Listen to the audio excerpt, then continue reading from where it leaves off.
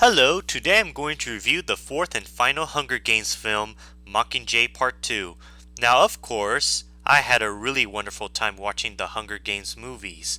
The first one is great, the second one, Catching Fire, is fantastic, and the third one, Mockingjay Part 1, is fantastic as well, but I wish they had more action scenes. Now we are ready for Mockingjay Part 2, the final installment of this franchise. I went to see it with my aunt in IMAX, and what do I think of this movie? I think this is a fantastic Hunger Games movie, a good way to end the series, and also my favorite of the entire Hunger Games franchise.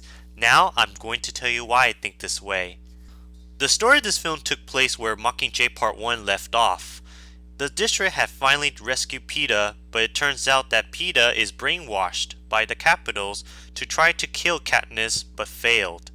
After PETA unexpectedly attacked Katniss, she finally recovers her injuries and decides that she wants to kill President Snow herself, and all the districts continue to unite together to begin the war against the Capitals.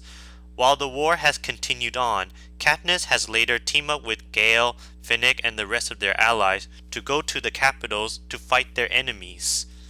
Surprisingly, PETA also joined Katniss and the others on the mission to the Capitals, and that's where the excitement begins. I think the story of this film is still well told. Plus, there are some parts in this film where I go like, yep, I knew that was going to happen. And also, there is a twist.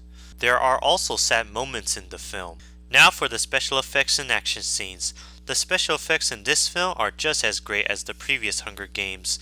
The airships, the weapons, the costumes, the vehicles, and the buildings are still well designed. I also like the makeups as well, especially Elizabeth Banks' character and that tiger lady. Those mutant creatures in the sewer are all in CGI, and they definitely remind me of those night creatures in I Am Legend. Obviously it's because I Am Legend and the three final Hunger Games films are all directed by the same guy. The abandoned cities looks very creative, and it does feel like the post-apocalypse. The booby traps in this film are sure, unique, and dangerous at the same time. As for the action scenes, they are just as splendid as the previous films.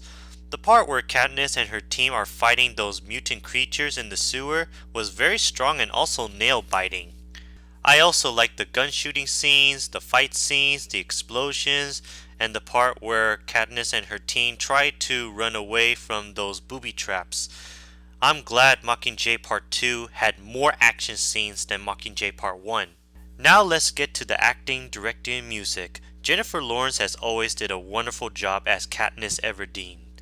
Katniss in this film now acts like she's the leader of the rebellions that is good at shooting arrows, fighting, protecting her family and friends, and really wants to defeat the Capitals as well as wanting President Snow dead. Returning from the previous Hunger Games films are PETA played by Josh Hutcherson, Gale played by Liam Hemsworth, Katniss' little sister Primrose played by Willow Shields, Haymitch played by Woody Harrelson, Elfie played by Elizabeth Banks, Finnick played by Sam Calvin, Joanna played by Jana Malone, BT played by Jeffrey White, Annie played by Steve Darson, Plutarch played by Philip Seymour Hoffman, Cressida played by Natalie Dormer, President Coin played by Julianne Moore, Caesar Flickerman played by Stanley Tucci, and Bogues played by that African American guy who is from The Curious Case of Benjamin Button and Predators. All still did a great job as always. Gale gets to do more action in this film along with Finnick, Cressida, and the rest of Katniss' allies. Finnick had finally got married to his lover Annie, and Haymitch, Elfie, BT, and Plutarch are always the people who wanted to help all the district to be against the Capitals. I felt that Katniss' relation with her sister Primrose was very heartwarming because she really loves her sister so much. It's great to see Joanna had more screen time than in the last film, even though I was surprised that she was not in any action scenes like she was in Catching Fire. Not to give anything away, but there is a twist with President Coin. Unlike the previous Hunger Games films, Caesar Flickerman didn't really have much to do in this film. For the villain, President Snow, played by Donald Sutherland, he still acts the same, enjoying whatever he's been doing. We are also introduced to new characters like Lieutenant Jackson, played by Michelle Forbes, who was from the TV show 24, the second season, and that commander, played by Gwendoline Christie, who is from Game of Thrones and will also appear in the new Star Wars film, The Force Awakens. Lieutenant Jackson was Bulks' second in command, who thinks she's giving the orders. While I was happy to see Gwendoline as the commander in this film, she didn't really do a lot in this film. Interestingly, both Gwendoline and Natalie star in Game of Thrones. And now, here they are, working with each other again. Director Francis Lawrence, I still think, did a great job directing this film, as he did with Catching Fire and Mockingjay Part 1. James Norton Howard, as always, did an outstanding job doing the music of this film. Finally, the song Deep in the Meadow, sang by Jennifer Lawrence, is very peaceful and beautiful to listen to. Wow, Jennifer Lawrence is good at acting and singing. Overall, Mockingjay Part 2 is a good way to end the Hunger Games franchise. I love it the same way I love Catching Fire and Mockingjay Part 2, and I love it more than the first Hunger Games. While it's not as amazing as The Lord of the Rings, The Return of the King, Harry Potter and the Deathly Hallows Part 2, and The Hobbit, The Battle of the Five Armies, it's still a satisfying conclusion to the series.